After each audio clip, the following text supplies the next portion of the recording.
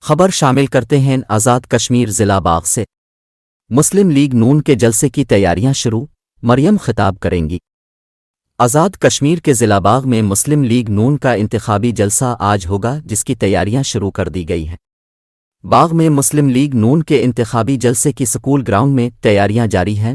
Party chief organiser اور senior نائب صدر مریم نواز جلسے سے خطاب کریں گی۔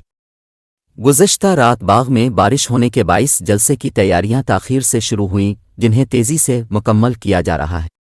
واضح رہے کہ چند روز قبل باغ میں ہی وزیر خارجہ بلاول بھٹو زرداری نے بھی پیپلز پارٹی امیدوار کی دعوت پر انتخابی جلسے سے خطاب کیا تھا۔